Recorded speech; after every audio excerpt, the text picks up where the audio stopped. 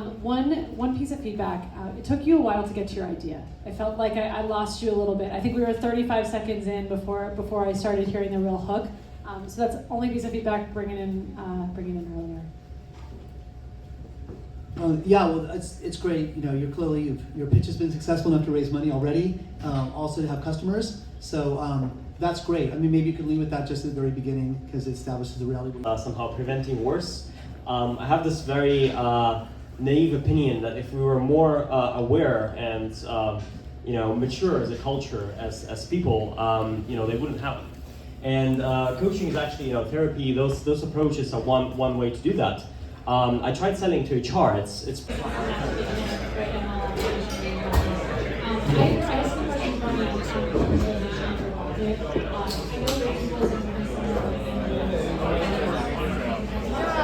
John Demantha, and I'm here with Biotech Copilot. So I have a question for you all. How many of you have a loved one or a friend who is affected by a chronic disease? I was projecting lasers on the side of a skyscraper. I was originally going to be a computational medical logicist, and they were like, what is this? This is cool, come work for us. And they convinced me to work there for a while.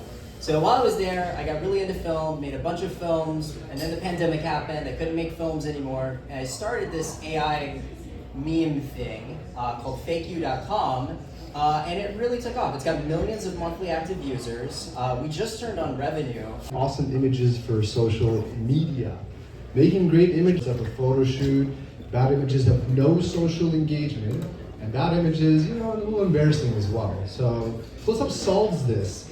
You just pick a theme and create close-ups of anyone in that theme. It's fast, it's one click, it's easy, there's no prompting, editing, or skills required. Diversity of things, we're getting consumer stuff, we're getting deep tech, all kinds. I think one of the interesting things that one of the opportunities and challenges of generative AI, it's a whole new level of capability. It's taking the world by storm. So that's wonderful. It means that things can get a real lift and go really fast. So the old days of how are we going to get something going are kind of gone. But flip side of that, and convincing them to talk with your company takes like almost 90% of the whole hiring period. And what is Skywalker? Skywalker is a product which can make all the routine in the hiring, like searching of the candidates, like convincing them to talk to you absolutely automatically, thanks to the newest technologies as AI, generative AI, and also the classical matching. So we know what we are doing because we started a buyer enablement platform, of course powered by AI. How many of you have here sold to B2B, B2B SaaS? How many of you are planning to sell to B2B? Okay, I want to talk to all of you are my target customers. So those of you who have sold to B2B know that 66% of the decisions for buying are made before the first sales call. Finding a champion is critical. But what most of you don't know or don't realize is that 90% of the sales journey is the champion selling internally to their stakeholders. They need to sell to their head of finance, to their head of security, to their head of IT, to their bosses, to their team members. There's 10 people that they need to sell to.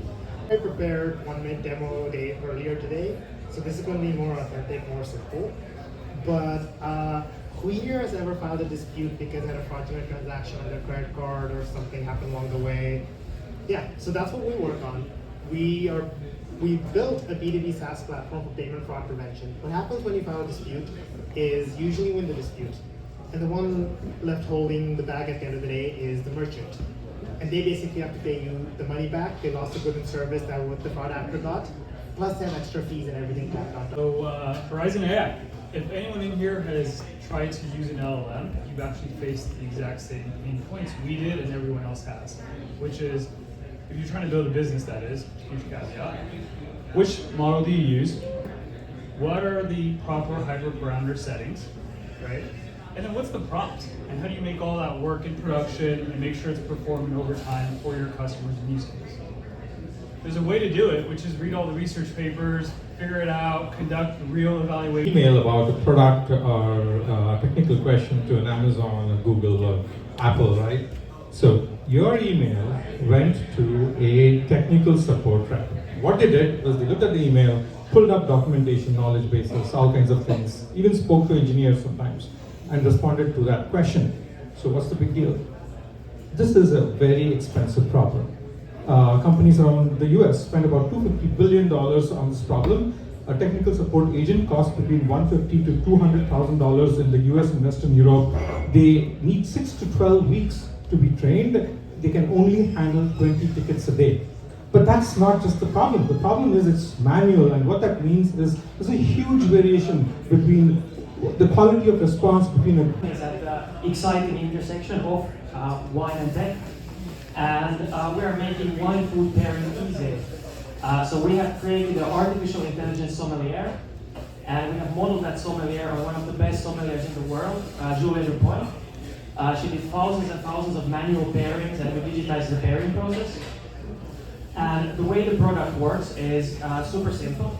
We have created an embeddable window where the consumer goes in and types what they're eating, and then they get the wine that matches that meal. So for example, I typed in focaccia, salami, parmesan, and it gave me like a wine close to this. My name is Raj. I'm the founder of HeyMoon.ai. And think of Moon as a personal digital assistant or co-pilot for your life, helping you manage information, time, and tasks so that you can spend more time on things that you want to and less time on the screen. Priyanka, and I'm the CEO and co-founder of 4PM. So 4PM is building the world's first no-touch CRM. Why are we doing that? Well, the significance is in our name. We help sellers get their 9 to 5 done by 4, saving 1 hour per day. And it's important because sales reps actually spend up to 1 working day per week updating their CRM. And I get it, you look at the Salesforce tower, there's a lot of companies. So I learned to program on calculators in middle school. And today I work on human-machine interaction for autonomous vehicles. So you can probably guess I love to build stuff, like most engineers. The problem is often you build something without knowing who will actually come for it, right? By using object-to-language models that can identify how the parts that go into medical devices can then solve the regulatory challenges presented by FDA pre-product notifications in the form of 510(k) submissions. This is a problem that I have some experience with. I've worked on orthopedic surgical tools and submitting 510(k) notifications for those. And I've also worked on startup Cresta over here, and now it's a Series C startup, and I grew with the company. So I was a staff ML engineer over there, and then created a customer care product line over there. So, and after I left that, I wanted to do my own startup. So I've been working on that since a year. But just wanted to tell you the story of what happened in the last 1.5 weeks. I just got an idea, which was like probably good. Then I tried it. Then talked to a few people, realized it's a huge idea. And then like since last 2.5 weeks, I have raised 600K in angels, converted 2 people into becoming angels, closing around this week, and like looking for a lead investor. The conversations are going on. I was trying to sell to a big company. They invested money in me, in the idea, and then they plan to become a buyer. So the problem is that I can't tell you the idea. I'm the founder of Due, a legal due diligence platform automating due diligence reporting for mergers and acquisitions. So I spent the last 9 years practicing as a corporate lawyer and felt the pain of really late nights and not a lot of thanks. So and basically realised that there was no suitable product in the market that automated due diligence reporting. So which was really surprising, and everyone I talked to is similarly just as surprised as I was. So And put it simply, we are building foundation models for video understanding. You can probably see a lot of the progress in foundation models in the past year or so has been on text data like GPT and Codex, as well as image data like Stable Diffusion, DAO2, etc. However, 80% of the world's data is actually video, and a fun number is that the